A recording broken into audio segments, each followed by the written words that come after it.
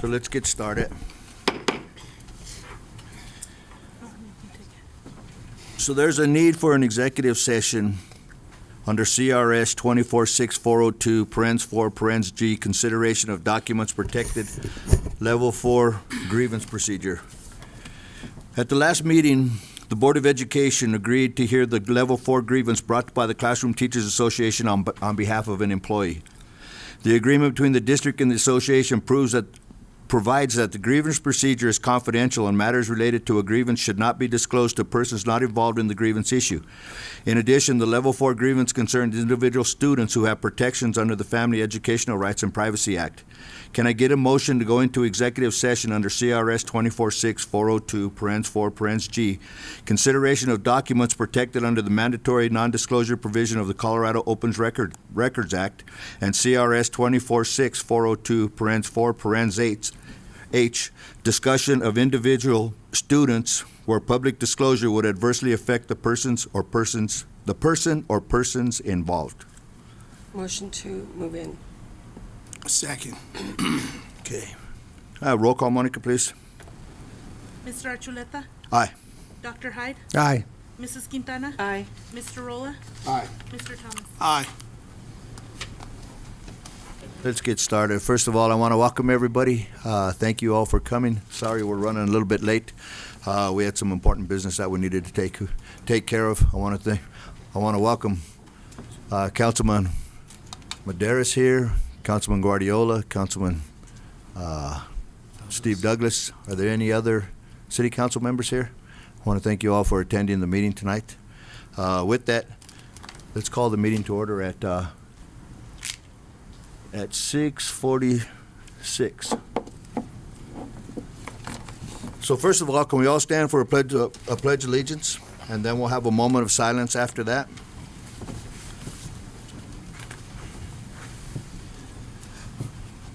I pledge allegiance to the flag of the United States of America and to the republic for which it stands, one nation, under God, indivisible, with liberty and justice for all.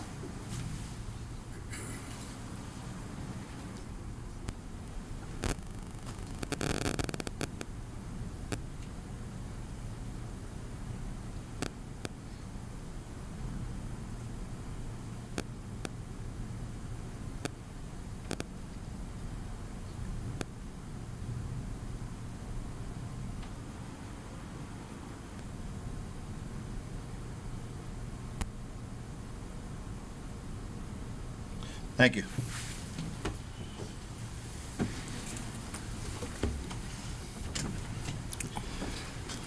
Roll call, Monica, please. Mr. Archuleta? Here. Dr. Hyde? Here. Mrs. Quintana? Here. Mr. Rolla? Here. Mr. Thomas? Here. I need an approval of the minutes for May the 7th, May the 17th, 2018. So moved. Second. Any discussion? Roll call, Monica, please. Mr. Archuleta? Aye. Dr. Hyde? Aye. Mrs. Quintana? Aye. Mr. Rolla? Aye. Mr. Thomas? Aye. I need an approval of the minutes for May the 22nd, 2018. So moved. Second. Any discussion? Can I have roll call, Monica, please? Mr. Archuleta? Aye. Dr. Hyde? Aye.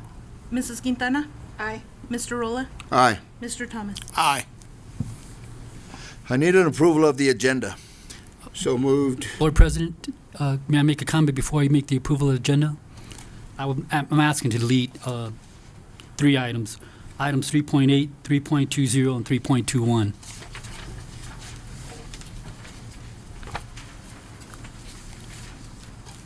Which is 3.8, 3.20, and 3.21.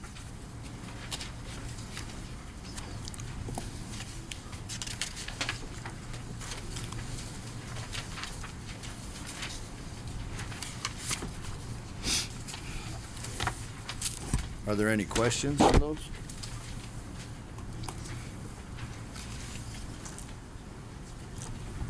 You guys all in agreement with deleting those? Can you give me the numbers again, please? 3.8, 3.20, and 3.21. Correct. Thanks.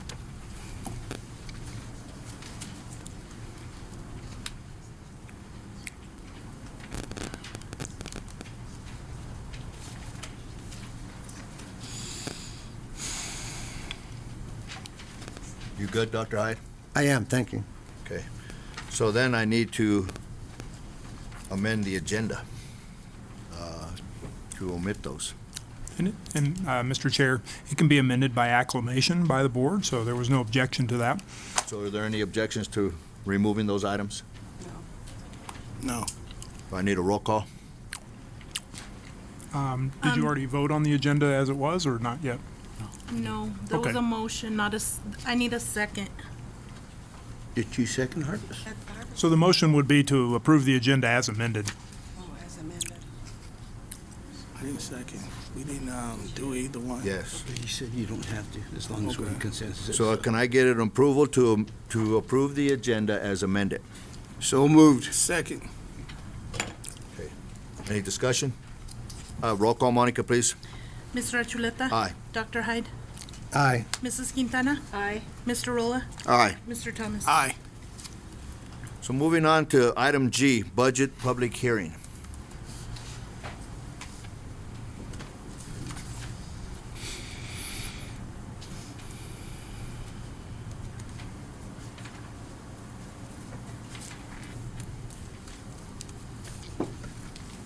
Good evening, Board. We're presenting the preliminary budget that we saw 2 weeks ago. This is for the public hearing. So we do have an updated budget with a few changes in there. Eddie is going to start us off, and then we'll roll into the other areas, and I'll go over some items as well. So, Eddie.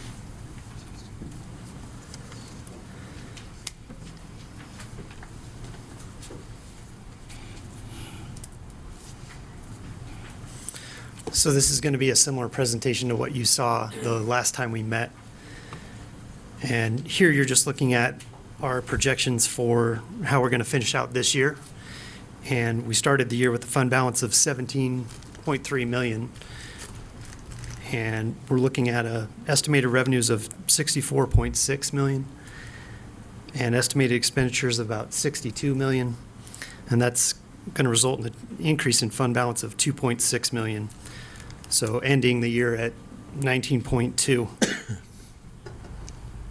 And I guess the one thing I would just add there is that tonight you'll be approving the early payoff of the lease for about $750,000, and that is included in this projection.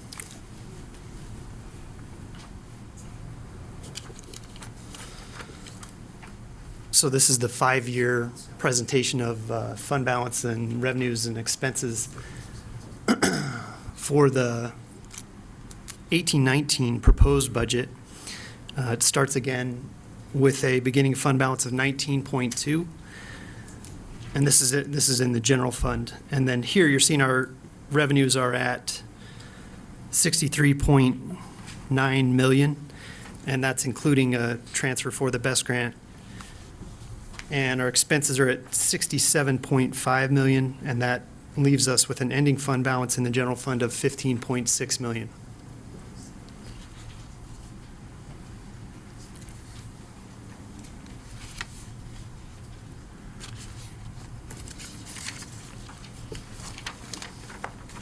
And this slide is just giving you our assumptions we used in creating the budget. The additional per pupil funds this year from CDE is $486 per pupil. Our funded pupil count we used was 7,081, and the total increase that results in after you factor in that our pupil count actually decreased slightly is like 3.1 million increase in funds that we'll have this next year available in the general fund. And then the next two columns there is the items that are going to make up that 3 million.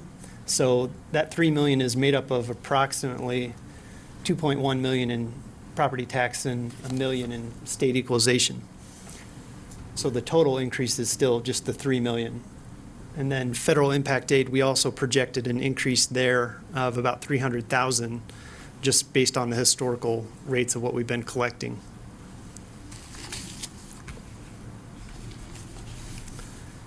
On the expense side, this is our assumptions, kind of what fed into creating that budget. 5% COLA increase to all employee groups.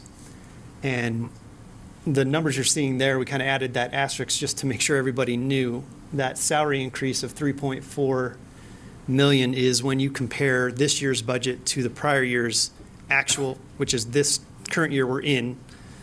So it's an actual to budget comparison. And then the benefit increase there is 1.2 million. And just to remind you again that both of those numbers assume that all of our positions would be filled the entire year. We also saw property and equipment as a decrease of about 579,000. Supplies and materials increased by about 700,000, and other expenses increased by 637,000. And then this is just a summary of staffing by employee group, showing administrators at 50 and then 50, and certified at 462, and then we're projecting up to 465, classified at 303, and then we're projecting that up to 314. And support and tech is currently at 56.5, and we're projecting that up by 50, up to 59.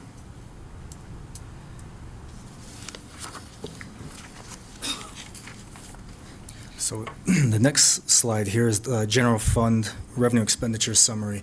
And this does look different from what we presented it was actually 3 weeks ago. The reason for that being is that we do know that we were accepted and are trying to move forward with that BEST grant.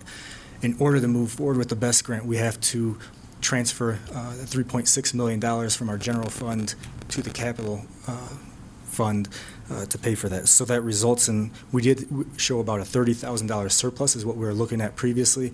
And now with that transfer, it would be about $3.5 million deficit in the general fund for next fiscal year, which would bring our total fund balance down to $15.6 million.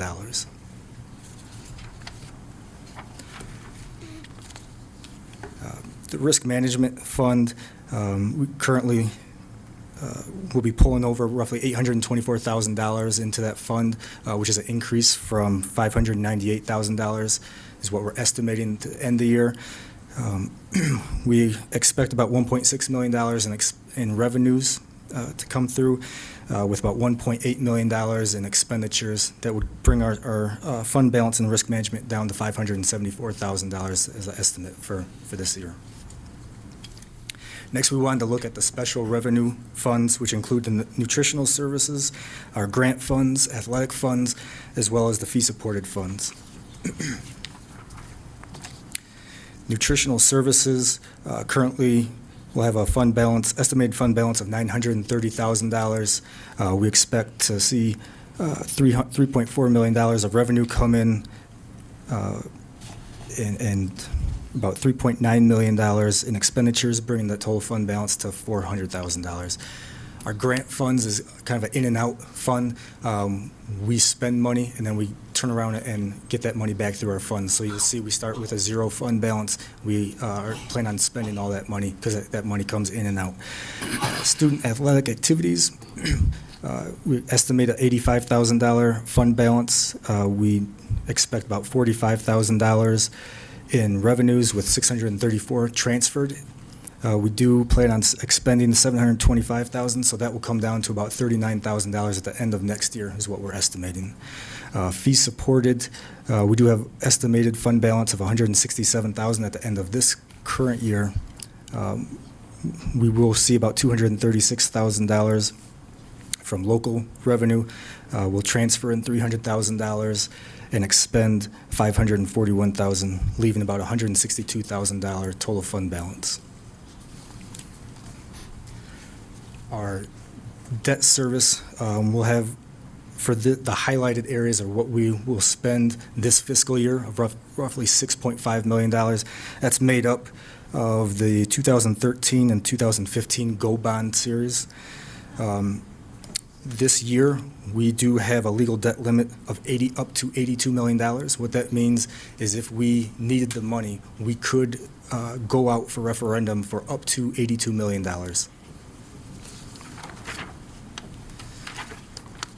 The biggest change, again, was in capital projects because of the BEST grant, so we wanted to go over that in a little bit more detail. So we can go to the next slide. We kind of broke down that BEST grant. So to the right, you'll see what we proposed initially for the 18-19 budget, and to the right, you'll see what that looks like with the BEST grant included. So we initially had $2,550,000 of transfer in to cover our normal capital projects. We need to increase that to $3.6 million transferred from the general fund to cover everything we need for the BEST grant, the building of Alsop Elementary. That'll, along with $7 million of state COPs, we would see that as revenue coming in, so we would total roughly $18 million of resources available, included with the 5.4 beginning fund balance. On the expenditure side, we do know that our matching portion of the BEST grant is that $14.2 million, so that's what we have to match to get the $30 million school total, and then the state matches the other $20 million that would come in. So the total resources available would be $18.5 million, bringing our total fund balance in the capital project to $72,000. The next slide here kind of breaks down the capital projects total in the different areas of maintenance, new and replacement, safety. Again, this is just kind of a different breakdown view of the capital projects from the previous page that shows how that $18.5 million would be spent, with the majority of that going to the BEST grant of the $14.2 million. The budget timeline slide here, we did publish the notice in the paper previous to June 1st. We have 10 days to publish that from our initial preliminary budget hearing. Today we're here with the public hearing, going over to the proposed budget, and on June 26th we will meet again to hopefully adopt the 2018-19 budget. So with that, we would like to open it up to public comment or questions.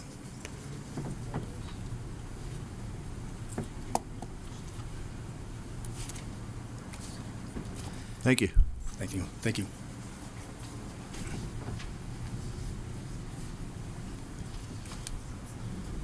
Do we have recognitions and celebrations? We have one celebration, and at this time, I'd like to announce that Adams 14 School District.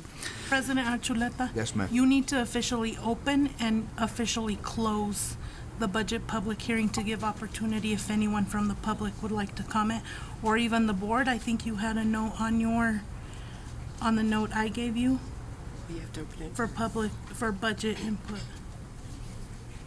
Oh. So I needed to say Sean Milner, Executive Director of Finance, will give a brief overview? No, now you need to officially open the public hearing for the budget. Okay, so the public hearing for the 2018-19 budget is now open for questions or comments from the community or the board members. Do we have any questions or?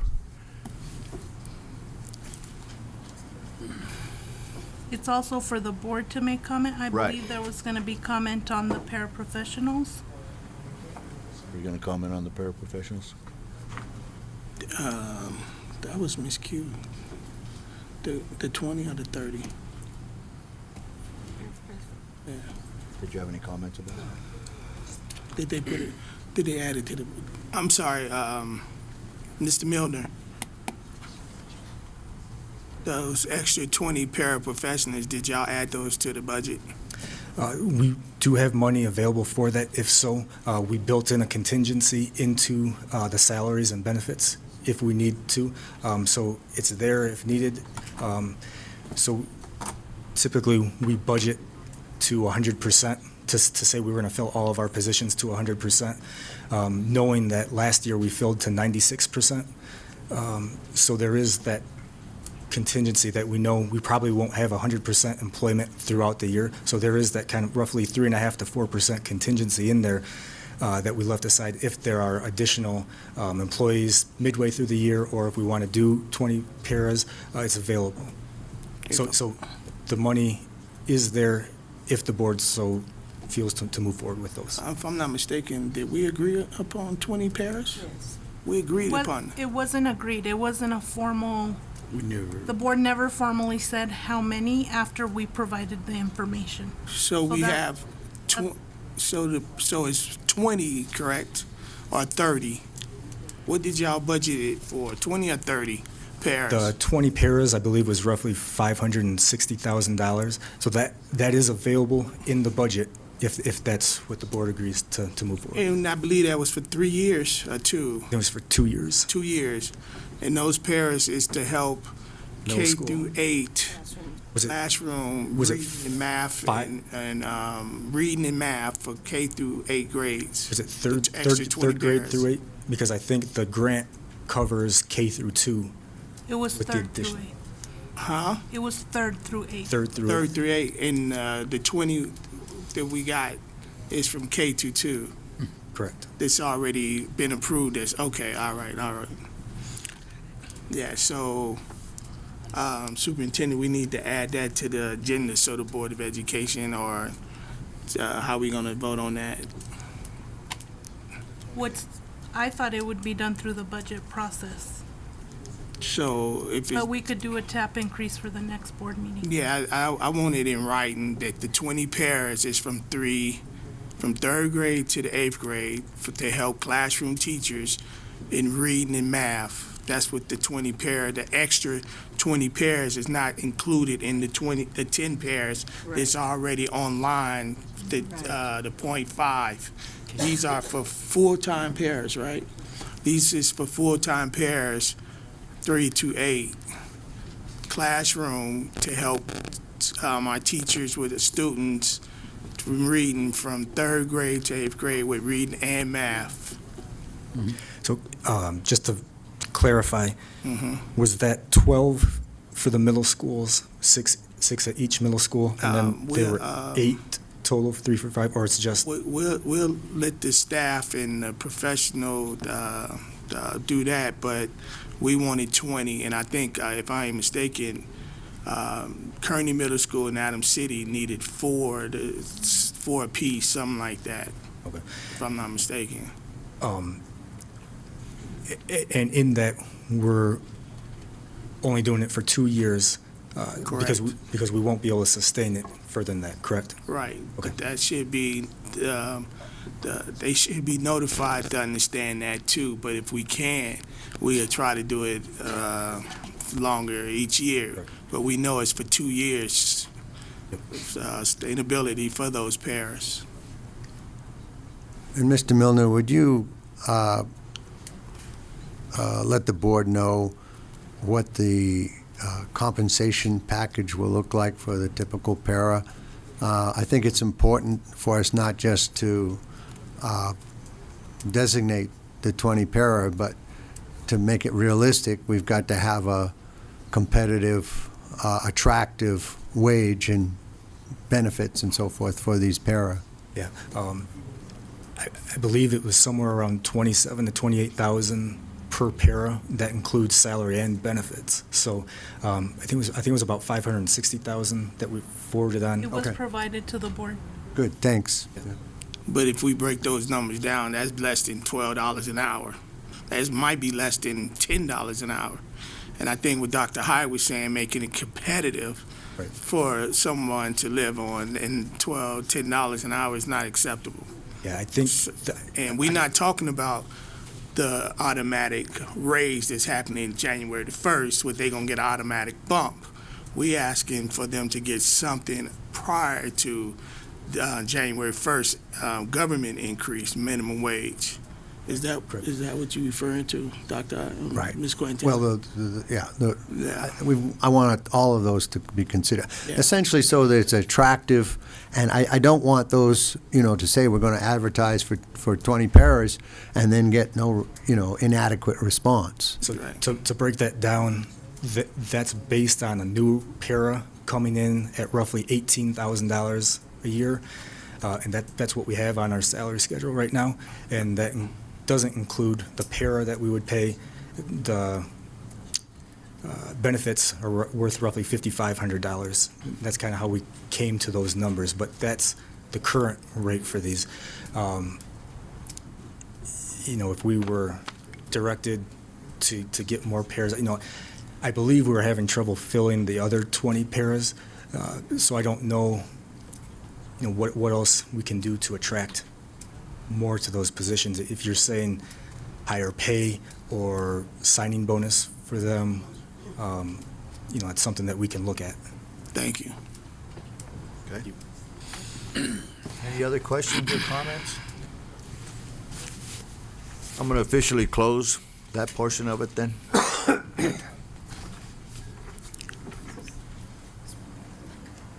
Now we'll move on to recognitions and celebrations. We did have one celebration. I started to read. Adams 14 School District was approved for a Building Excellent Schools Today lease purchase grant from the Colorado Department of Education. The district will receive $33.8 million to spend on the building of a new facility for Alsop Elementary School.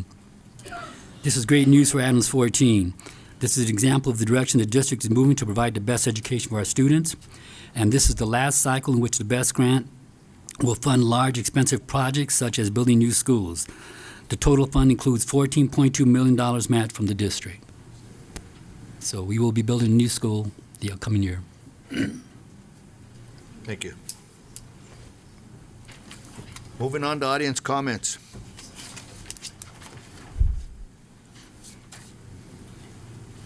So in audience comments, we do have a policy that talks about 3 minutes.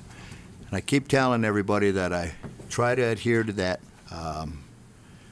But we do need to get back to the 3 minute time frame for each individual, not to exceed 30 minutes. Hopefully we can get that all done. So does everybody understand that? Can we agree to try to keep it at the 3 minute level? Alrighty, let's get started. Jamie Ramirez.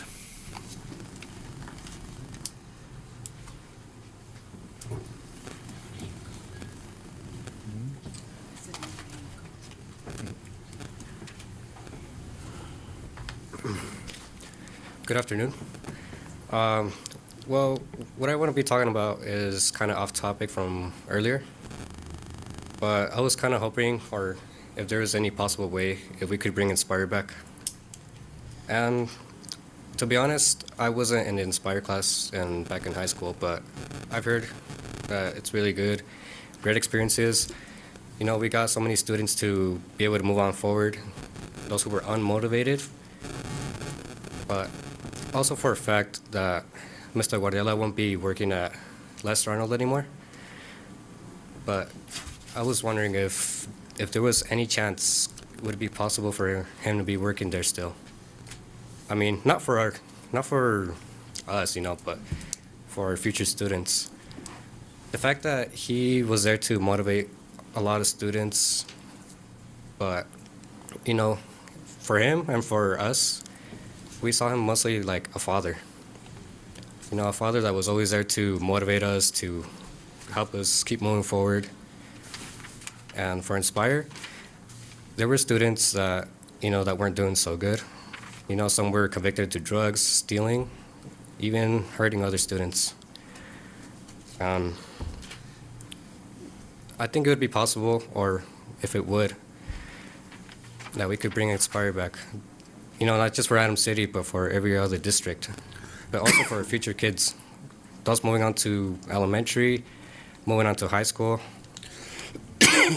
And for Mr. Guardiola, he was always there. He would always make up time, even though he was always busy. He always made the time and space for everybody to come in to see him. Even me personally, I didn't want to go to college. I didn't want to continue on to school. You know, I was working at a bad job, just making like $8 an hour. But I took my time to be able to come in and see him. And he really made a big impact on me. But not only on me, but for other students as well. Now, would it be possible that if we all would be able to work together to bring him back and inspire? And I think it would be a really good option for future kids, you know? And I just hope that maybe we could rearrange something out from all this. Thank you. Thank you.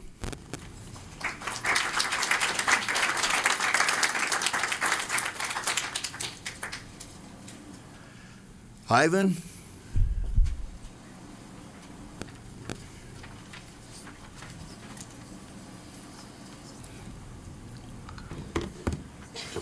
Hello.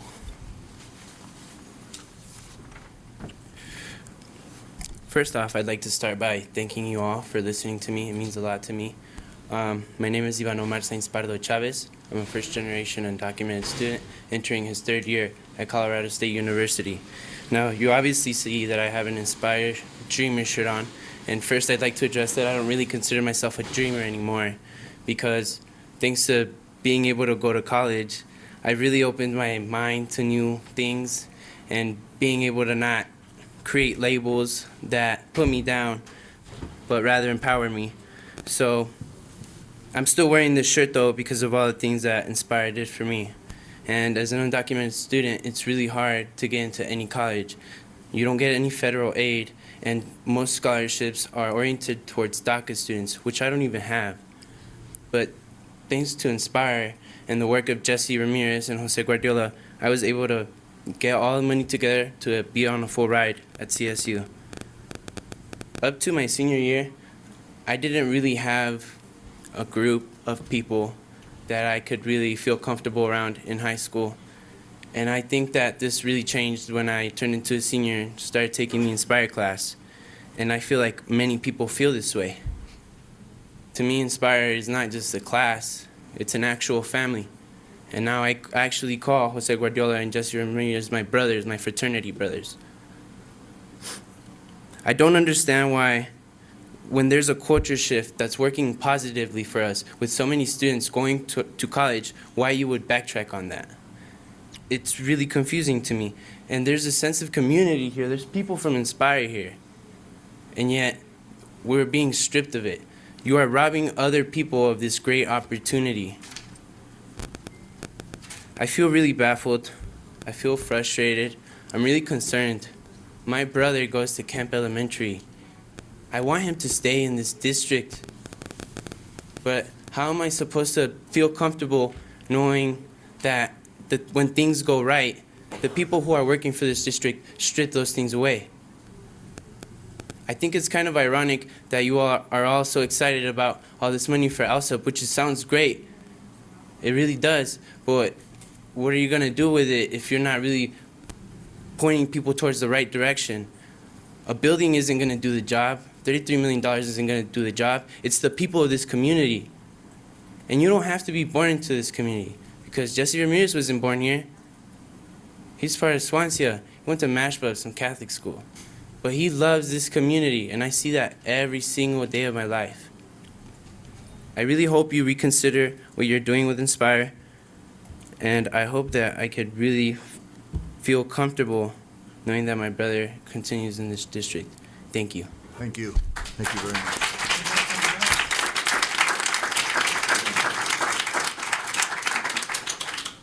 Renee Lovato?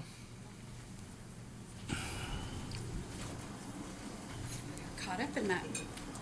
Hi, my name is Renee Lovato. I am a lifetime Commerce City resident. I am an Adams City 14 alumni. My parents are Adams City alumni. My son is an Adams City alumni. I have a very vested interest in this district, in this community. I came today because I heard of Inspire being discontinued, and I wanted to speak to that. I also heard of Mr. Guardiola who is my brother-in-law, but I'm coming here as a community member because you guys see the students here and the impact that he's had on it. And yet, just like that young man said, whenever there's positivity, something for the students to look forward to, instead of going by the data, we started with $400,000 in scholarships. Since Mr. Guardiola came and Inspire came, we went to $2.5 million.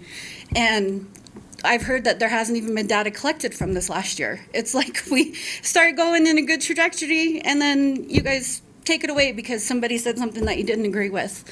My hope is that you reconsider. I don't understand the process of you, I think they're up for vote today, but people are already given their letters for dismissal. That's all I came to say today. Thank you. Thank you, Renee. Angela Herrera?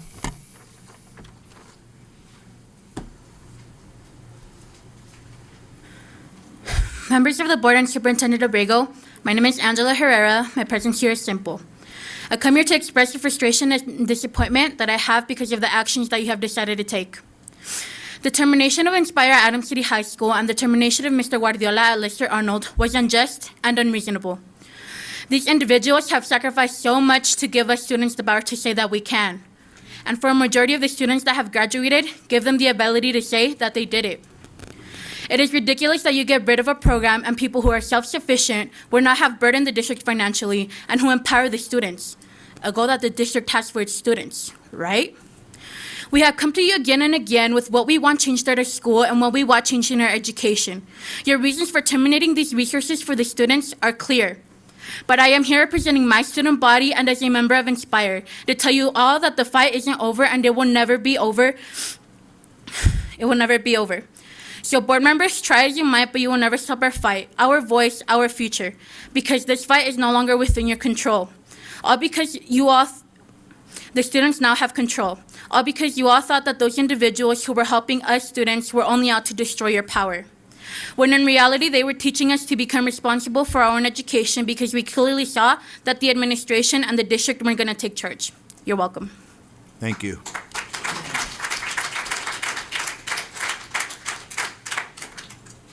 Eileen Hernandez?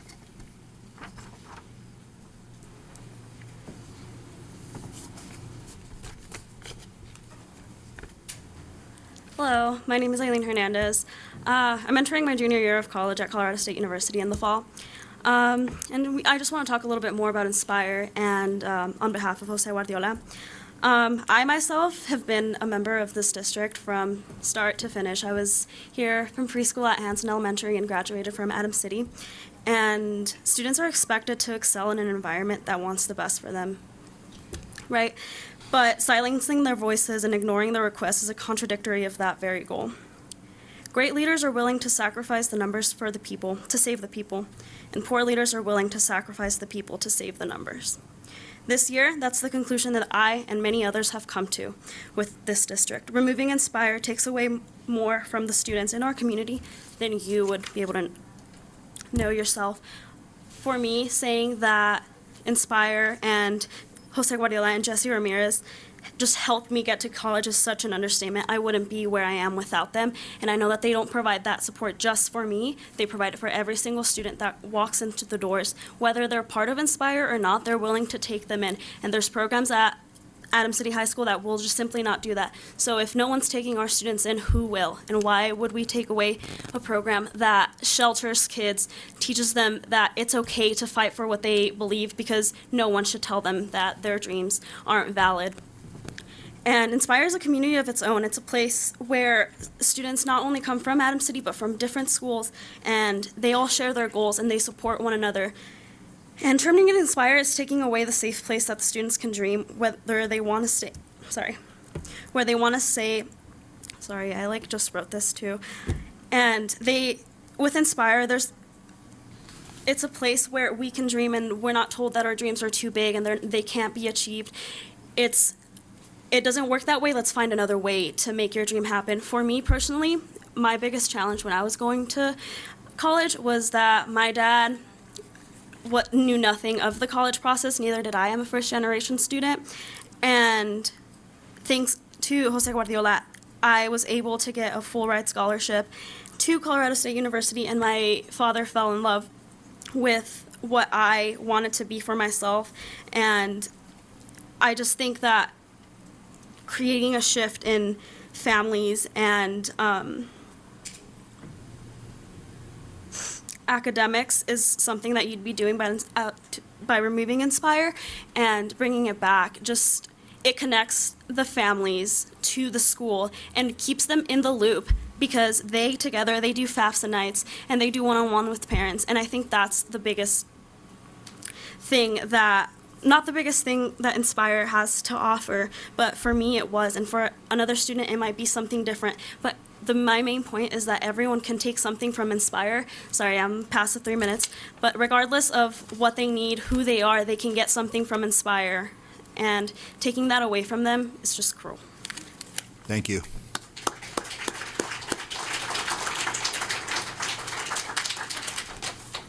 Nicholas Martinez.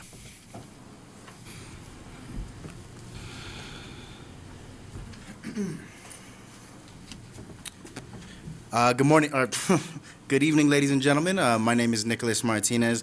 I'm the Executive Director of Transform Education Now. We're a parent organizing group that believes every child in every neighborhood is capable of amazing things and deserves a world-class education. We believe deeply in building the capacity and strength of parents, schools, and districts through community-driven partnerships. Our organization has had the honor of working alongside many parents in this district over the last years who are fighting for the futures of not only their children, but of all children in Adams 14, because they understand that working towards success for themselves includes working towards progress and opportunity for others. I'm here tonight to express deep concerns for what is happening here in Adams 14. We have heard the heart-wrenching experiences of both parents and students here in your district, and time again, what we've heard is unacceptable. Teachers and staff are being let go for voicing concerns. Parents feel lost and unable to support their children.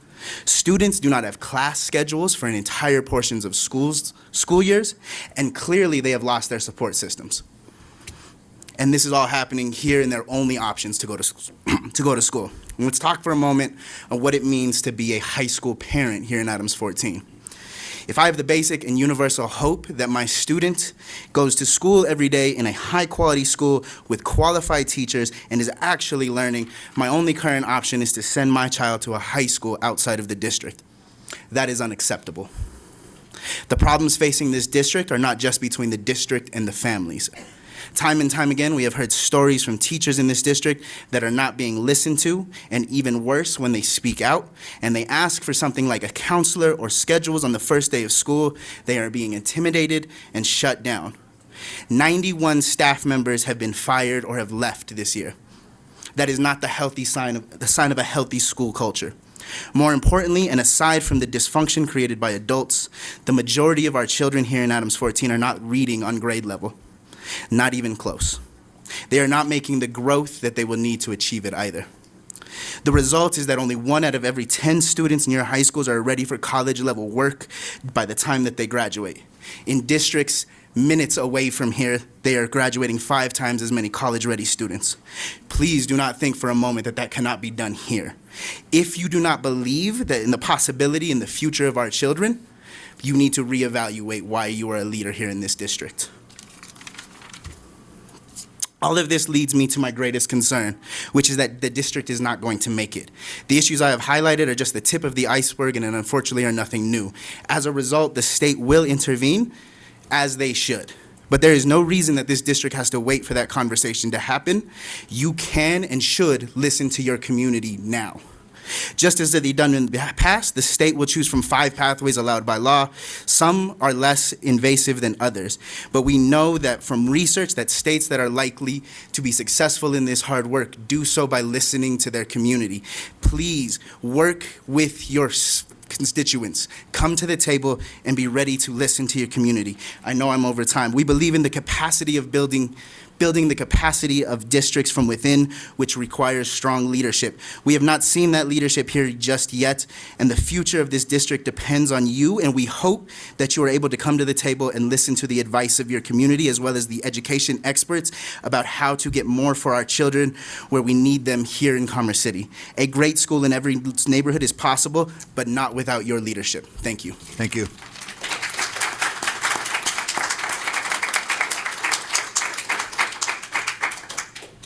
Kimberly Sia. Did I say your name right?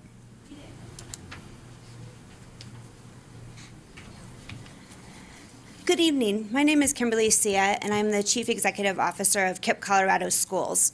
We are a network of 6 public charter schools educating over 2,000 students from pre-kindergarten through 12th grade and supporting more than 1,200 students and alumni in our KIPP through college program. Our mission is to provide students with the academic skills and character strengths necessary to succeed in college and in life. I'm here today to share that KIPP Colorado has submitted the intent to apply form as the first step in the charter application process as outlined in your board policies.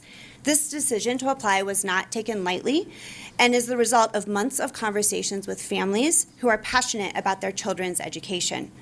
3 years ago, I met Martha. She was searching for a public school option to meet her son's needs and could not find one in her district.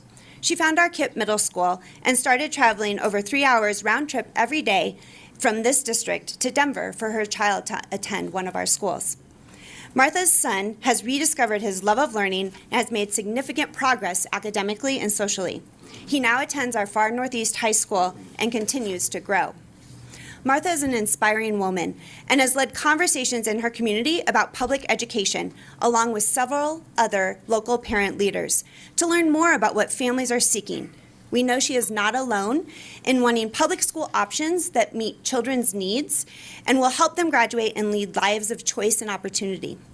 I've attended several of these conversations with families and heard directly their desires for a KIPP school option in Adams 14, with strong academics and school culture, partnerships with families and community organizations, biliterate programming and supports for emerging bilingual students, and post-secondary options. At KIPP, one of our core values is team and family. It's a guiding principle in all aspects of work. This engagement for us has been driven by the voices of families. As we prepare to submit our application, we will continue to partner with families as part of a thorough and responsive school design process. It's important for us to have family voice in the school design and share some of the principles that have led to our success. At KIPP Colorado, we have a 15-year track record of success, which is driven by safe, nurturing schools with highly effective teachers and leaders, focusing on character strengths, a love of learning, and academic strengths. And our students have the support and guidance of our KIPP through college program. We support students starting in 9th grade and continue to and through a post-secondary option that is the best fit for them, whether that's a 4-year college, 2-year college, trade school, or certificate program. Like Inspire, we too have seen the success of this support. I know everyone in this room is dedicated to supporting families and believes deeply, like I do, in the potential of every child. I look forward to the application process and engaging in conversations with all of you. Mr. Archuleta, if I could approach, I do have a copy of the letter of intent. I emailed it to the email address here and it bounced back to me today. Is that okay? Mm-hmm. I have copies. Thank you. Thank you.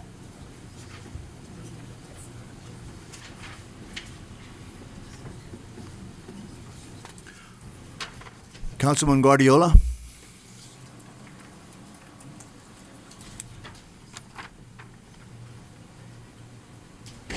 Good evening. Thank you. And my name is Jose Guardiola. I'm not representing the city today. I'm representing a community member, a graduate of Adams City High School, class of 1998. Lifelong community member. My parents live here. My grandparents live here. And as you guys heard, I won't echo what's going on. You guys have heard that. And I'm going to quote your superintendent in saying, we're used to it. You're used to having kids and families come up here and speaking the truth, hearing them scream and cry, killing their dreams, and you're used to it. I was let go last week on vacation. So I'll talk about how your superintendent is running this district. You guys supervise him, not us. He sent me a letter of my non-renewer, and the justification was, we're getting rid of Inspire, so we no longer need your services. Well, let me let you guys know, I don't work for Inspire. I have a contract from Adams 14, support and tech. I work for the district. What do I have to do with Inspire? I do sit on their boards. I also sit on Homie Sunil's boards, Adams County Education Consortium boards. Are you gonna fire all them? Because they're in your district too. When I ask questions, they cut my email. They lock me out of my laptop. We still have business to do at Lester Arnold, and those emails are going to, they're getting bounced. That pertain to kids with our concurrent enrollment program. When you ask his 2 HR directors who do his dirty work, they say, we're just the messengers, Jose. And never respond. Talk to Dr. Abrego. I've emailed him and I still haven't got answers. When are you guys gonna wake up and listen to us and hear our screams and listen to our hearts and see our scars that this individual is doing in our community? When are you guys gonna wake up and say, this is my community? Because he's leaving next year to retire.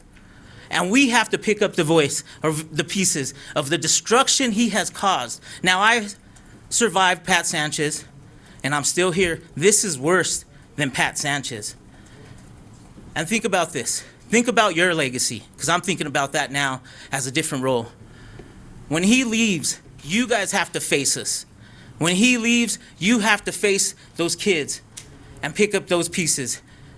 You see the kids at King Supers. What are you going to tell them? What is your legacy going to do? What are you going to come back? You guys all have great careers. Class of 66, amazing. Alpha Phi Alpha, amazing. Union, Connie, Classified, Bill, Dr. Hyde. What are you guys going to do, really? When he leaves, you guys are letting him destroy everything we've built and try to build. For what? For what? I asked you guys that, and I leave you with that.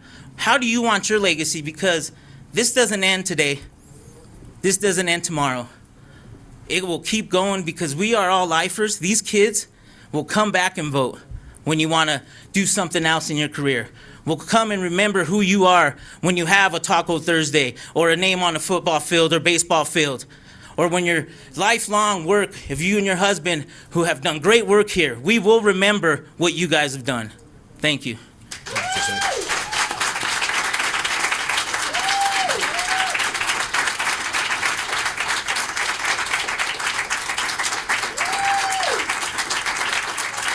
Councilman Douglas.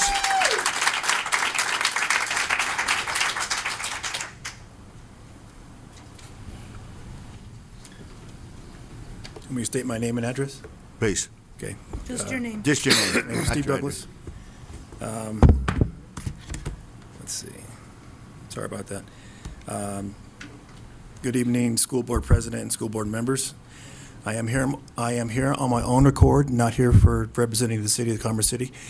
And as elected official, you can never take the hat off. I understand that, but I'm here on my own accord. The last board meeting I attended, the topic discussion was non-renewals and renewals, and that was, I think, like 12. I know that we have also the last 7 years I have worked to bring the city of Commerce City to Adams 14 as far as bringing you guys to the table. Last month, things have changed.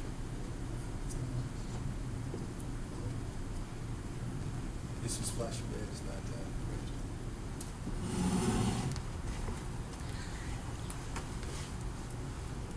I don't know if I can reclaim my time. We'll let you reclaim your time.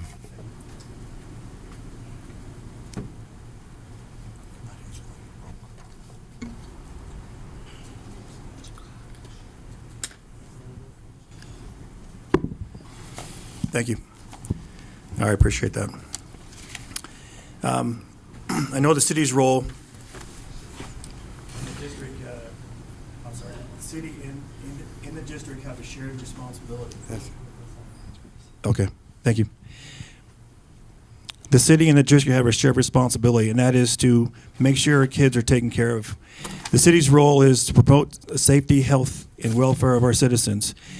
And the Adams 14 district is to make sure our citizens are educated. Back in 2013, we had a 1% sales tax that went on the ballot. And the reason why it passed is we went out and we listened to the whole, our community to make sure we had parity. So we have 5 projects in 5 years, and we're almost done there with the existing rec center. I say that too is because we listen to our community to make sure our biggest part is listen and do, and we made a promise and we went forward with that.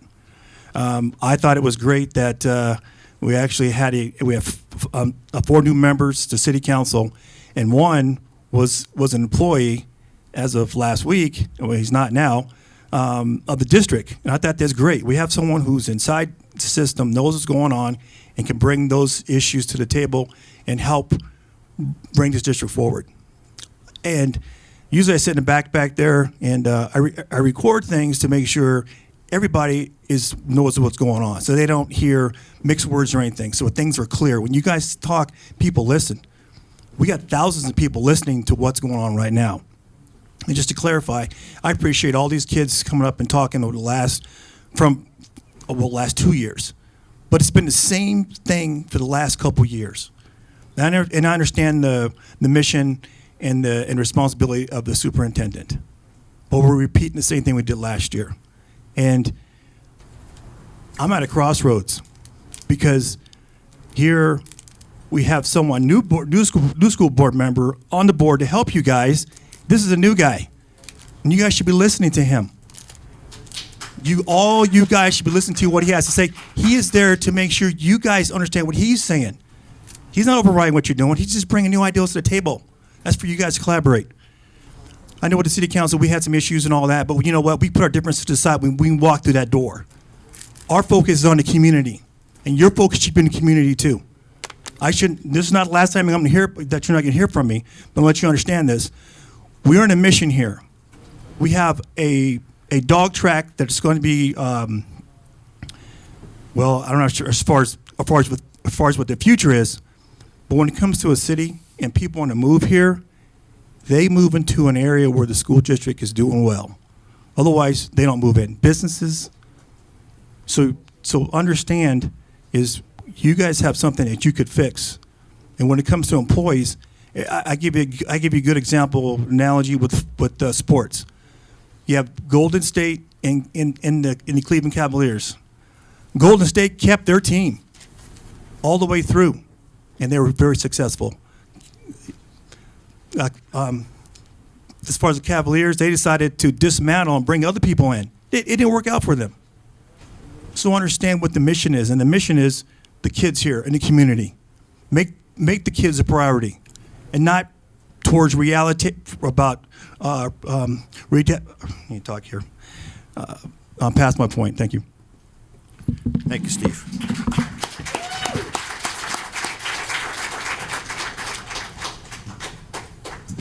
Michael Snodgrass.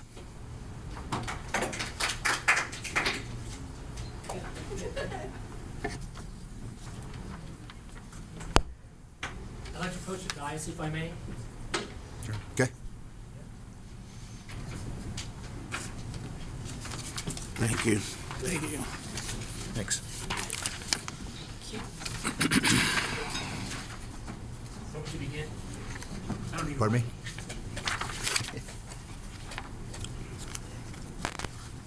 I'm here on behalf of the Trout Community Band. I'm the liaison between the district and the Trout Community Band. I'd like to thank you all for negotiating a building use agreement with us last year. And we were very successful. Thank you. We're very successful. Have some data for you in the center of the page here. We had 4 Adams City High School students join the band to rehearse with us for formal concerts for free. We provided 9 music tutors for assistance to the band director. We helped the low brass, trumpets, flutes, and saxophone section. And we donated 60 hours of additional tutorial instruction. So we'd like to have the same agreement next year. That's the bottom line. Any questions?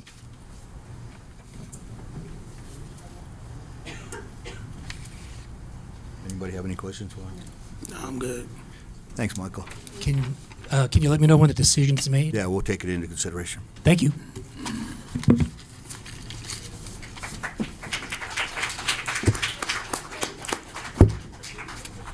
Jorge Garcia.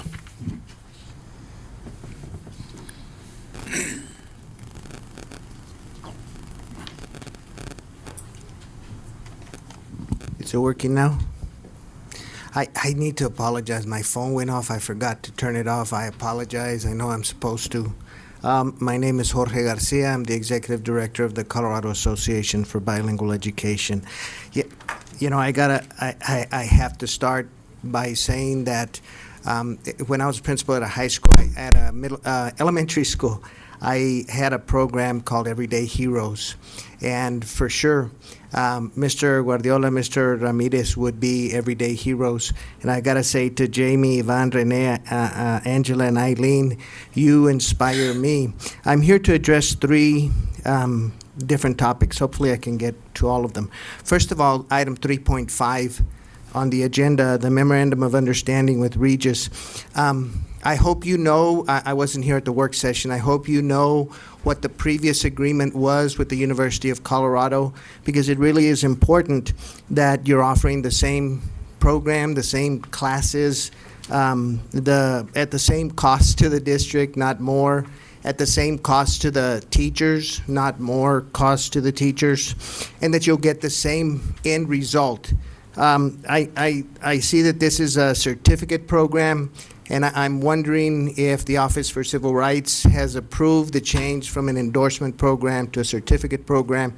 If you know the answers to these questions, great. If not, I would suggest that you wait and compare what you had before to make sure that this is a good deal, both for the district and the teachers. As far as the Regis program, our organization works with them closely, and we have a good relationship with them. They do have an excellent program. If this is a better deal for the district, then I encourage you to vote for it. They have quality program, and they are strong proponents for social justice. And they didn't ask me to say that for them. I just saw it on the agenda. I'd also like to address the English Language Development Program review. Superintendent Abrego said, it was in January, I believe, that he had requested one from the Colorado Department of Education. I do know the answer to this question. That was not requested formally, ever. Informally towards the end of the school year. So now you have a committee looking into programming, and that committee doesn't have the benefit of that expert review. I might suggest that you consider extending until the school year is back in so that those experts can come in and do the review for free, something that should have happened in January pursuant to Dr. Abrego's statements. Now, you probably know also that Superintendent Abrego sent a letter to Bruce Benson, the president of the University of Colorado, and in that letter he was complaining that the Bueno Center was causing all these problems in the district. I won't speak for Bueno.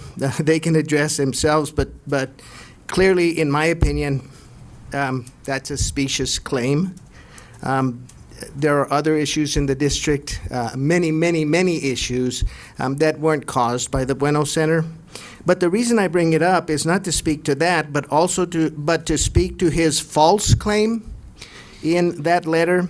He claimed there that I was an employee of the Bueno Center, and he claimed... President Archuleta, I think that some of the comments that are being made are contradictory to our policy. They're not supposed to be criticized, it's supposed to be not It's a using public names. record, sir. It's public record. This is a matter of public record. Right. How much longer do you have, Jorge? Just like 3 sentences. Okay? And what I wanted to speak to is that he claimed in that public record, the letter, that I had a clouded point of view because I was employed by the Bueno Center. He needs to get his facts straight and speak the truth. I haven't been the director of policy at the Bueno Center for over 2 years now. I was in the past, but I'm not. So I'm asking you to insist on accountability, right? It's not micromanagement to insist that your superintendent get his facts straight and that he speak the truth. Thank you. Thank you.